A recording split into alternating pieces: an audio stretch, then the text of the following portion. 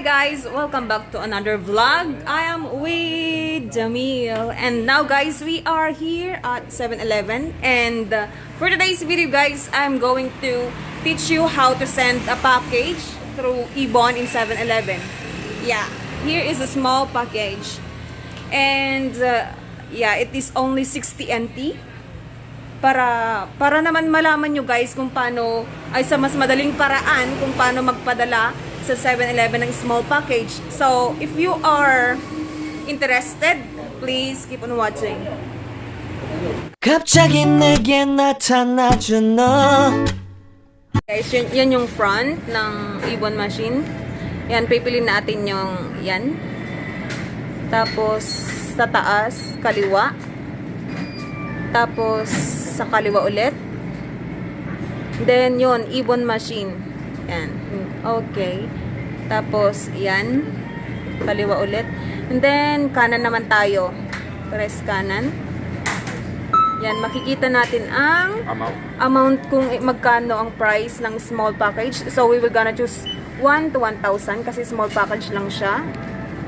Then, yan. Right click. Then, okay. Kaliwa. And then, yung pangalan ng sender. Pangalan ko, syempre.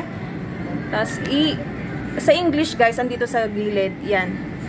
English. So, we're gonna put my name. Tapos, number ko.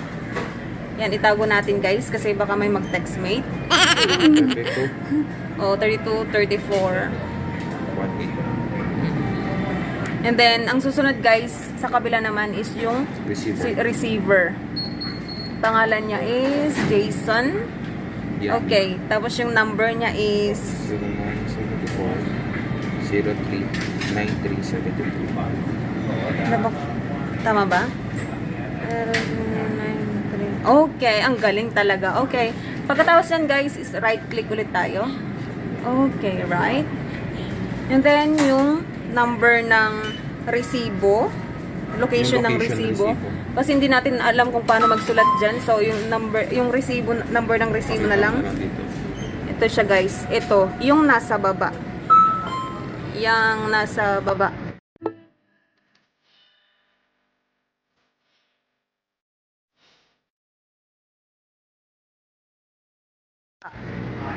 Okay.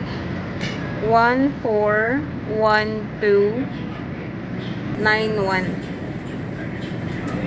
Okay, and then right click ulit. Right click. Okay, and dyan na siya guys. Yan na yung location ng padadalhan natin. So, press okay ulit. Then ayan na guys, kompleto na ang receiver at saka sa ang sender. So, print na natin guys.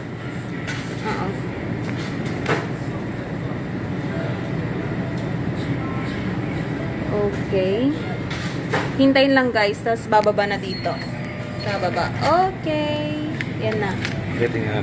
Ito na guys ang pagkatapos nyan, ilalagay lang sa tara na dito. Siyempre. Ilalagay sa box. Lagay lang siya sa box. Yung ano kanina be? Ito. Siyempre kailangan pumunta ng gilid. Tapos tapos may mabaho dito. Tapos ididikit lang siya. Okay na.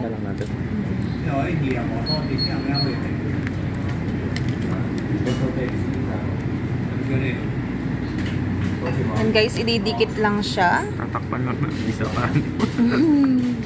Yan, medyo malabo ang camera namin.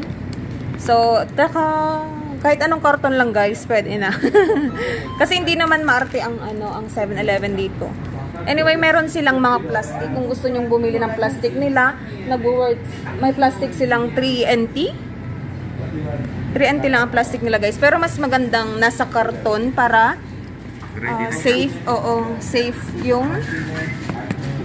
yung gamit na ipapadala. Okay, ayan na guys. Okay na siya, pero pagkatapos yan guys is Pupunta na kayo sa counter. pupunta lang ng counter. Siyempre ihanda ang bayad. Asan na ba ang pera ko? Okay. Sa counter na tayo ba? Pupunta na ng counter. Wala kami yung box sa counter. Sakit lang. Hinihintay lang kasi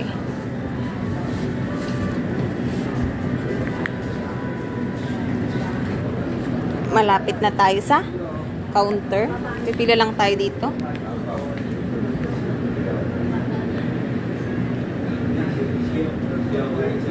Tayo lang natin kasi medyo mabagal eh.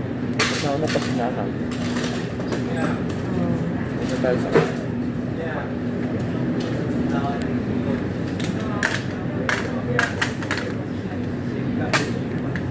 Okay, kapag na lang natin dito. Tapos ipapabaril kay counter. And then 60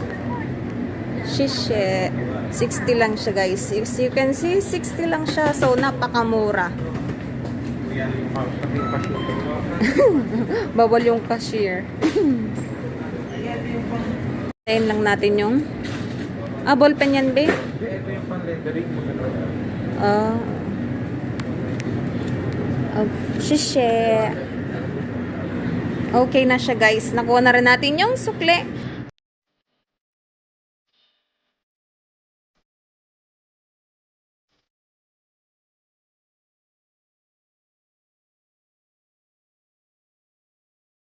Karatapos lang. So, yun nga. Sobrang dali. Sobrang walang hassle sa pagpapadala. Kumpara sa mga hindi nakakaalam guys. Ito yung mas magandang way para padalhan yung gusto nating padalhan.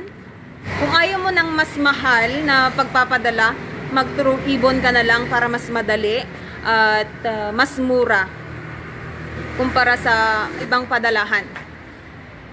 Kasi per kilo sa iba eh. Oo. Oo nga. Okay guys. That's all for this video. Sana nakatulong ako sa mga hindi nakakaalam for sending a small package para sa through Taiwan lang guys. This is through Taiwan lang. Magpapadala ka ng 7-Eleven pero lahat na ng part na ng Taiwan kahit malayo pa yan, it's only 60 NT. So guys, that's all for this video. Hope you enjoy it. And if you enjoyed this video, please hit the thumbs up. And please don't forget to subscribe to my channel. Hope to see you again in my next one. God bless you all guys. Kat now signing off. Bye! Bye! Bye!